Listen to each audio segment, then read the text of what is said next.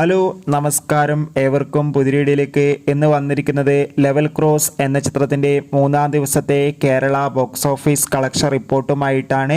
വീഡിയോയിൽ മുൻപ് video like ചെയ്യുക, ചാനൽ സബ്സ്ക്രൈബ് ചെയ്യുക. ഈ വരുന്ന ജൂലൈ ഓഗസ്റ്റ് മാസം ധാരാളം ചിത്രങ്ങൾ OTT റിലീസ് ചെയ്യാൻ പോവുകയാണ്. ചാനൽ പരിശോധിച്ചാൽ നിങ്ങൾക്ക് കാണാൻ വേണ്ടി സാധിക്കുന്നതായിരിക്കും.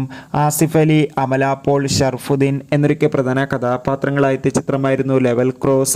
ചിത്രത്തിന് മികച്ച പോസിറ്റീവ് റെസ്പോൺസ് തന്നെയാണ് ഇപ്പോഴും പുറത്തുവന്നുകൊണ്ടിരിക്കുന്നത്.